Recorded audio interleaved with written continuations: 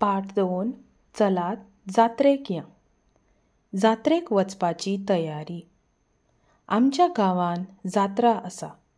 रविना आनी उज्वल जात्रेक वचूंक भायर सरतात.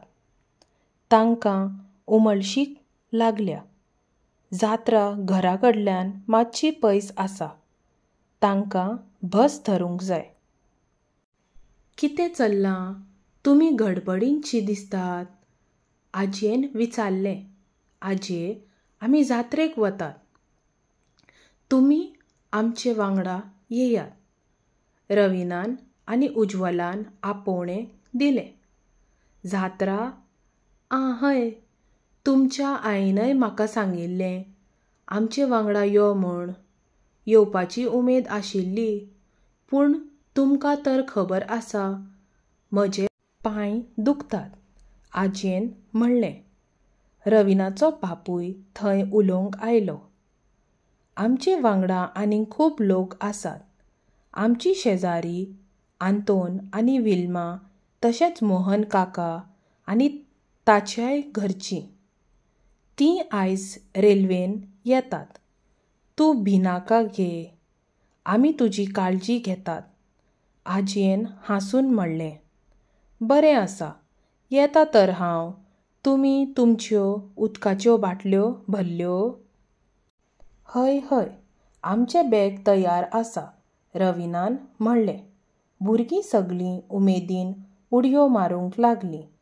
आजी येवपाक तयार जाली म्हूण सगळींच उमेदीर आशिल्लीं.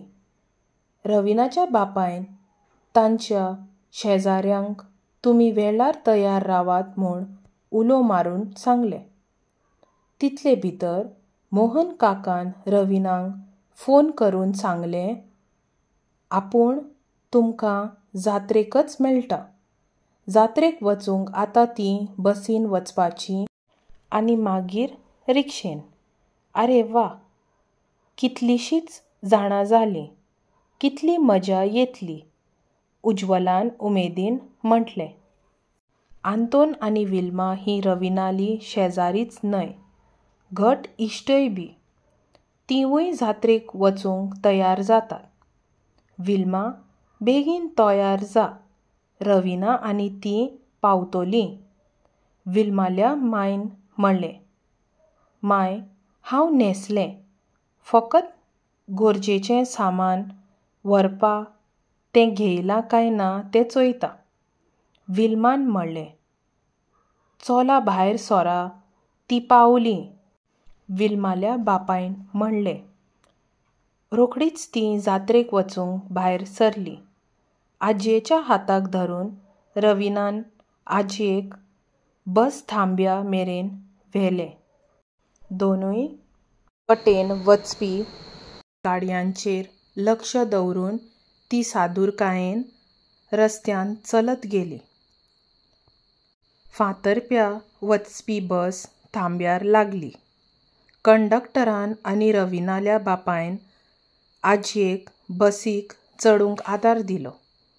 बसीन जाणट्यांक बसपा खातीर राखीव सीट आशिल्लें. आजी सुशेगाद सिटार बसली. सगळीं बसीर चडलीं आनी आजयेच्या आशिकुशीच्या सिटार बसलीं. विल्माल्या बापायन सगळ्यांची तिकेट आपूण काडटा अशें सांगलें. 5 फूल आनी 4 हाफ तिकेट, ताणें कंडक्टराक म्हणलें. तशेंच भुरग्यांक ताणें आपआपल्या सिटाचेर बसात, उडक्यो मारनाकात अशें सांगलें. ताच्या सुरक्षे खातीर हात आनी तकली जनेलांतल्यान भायर घालनाकात हेंवूय सांगलें. बस शारांतल्यान रानांतल्यान वाट काडीत जात्रेच्या सुवातेर पावली. जात्रेक दोनूय घराबे व्हडल्या मळार पावले. मोहन काका आनी ताच्या घरचीं बी रिक्षेंतल्यान देंवलीं. दरवट्या कडेन जात्रेचें मांड आनी थळ दाखोवपी नकासो लायिल्लो. ताचे कुशीकच रुगणवाहिका पुलीस जीप आनी उजो पालोवपी दळाची गाडी वाहन तळार लावन दवरिल्ली. थंय आपवा उरप्या सयत सांडिल्ले. मेळप कक्षय आशिल्लो. मोहन काका आनी आंतोन वचून आजयेक चक्र कदेल व्हीलचेर घेवन आयले. भितर सरतानाच तांच्यांनी खेळाचे, खेळण्यांचे, मिठाईचे आनी अशा जायत्या मनोरंजक गजालींचे मांड पळयले. भुरगीं चडूच उमेदीर जाल्लीं. ती खेळण्याच्या मांडांत भितर सरलीं. तातूंतल्यान तांच्यांनी भोंवरो, कठपुतली, बावले, चक्र आनी बावल्यो घेतल्यो. ताचे उपरांत ती मॅरी गो रावंडार आनी घुंवत्या चक्रार बसलीं. विल्मान काकडा आनी आंतोनीन कांय ल्हान खेळणीं घेतलीं. चलात आतां आमी जादू पळोवंक या, नीतान म्हणलें. तांच्यांनी जादूच्या खेळाचो आनंद घेतलो. मोहन काकान सगळ्यांक आपयलें. तुमी खूब मजा केली न्ही? आतां कितें तरी खावया, पूण खावचे पयलीं हात निवळ धुवंक जाय. भुरगीं नळार गेलीं आनी हात धुयले. सगळ्यांनी पाव भाजी, कांदा भजी, शेवपुरी, जलेबी, खाजें, चणे भिकणां, आयस फ्रूट अशीं जायतीं रुचीक खाणां खालीं.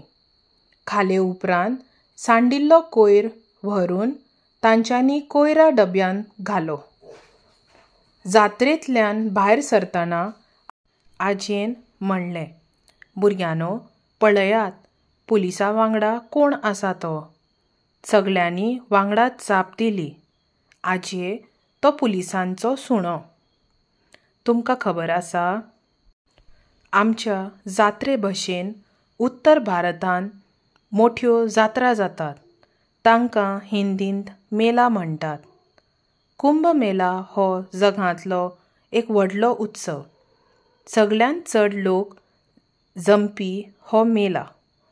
गंगा, यमुना, गोदावरी आनी शिप्रा न्हंयचे देगेर हो उत्सव जाता. दर 12 वर्सांनी हरिद्वार, प्रयागराज, नाशिक आनी उज्जैन ह्या वाठारांत कुंभ मेला भरता.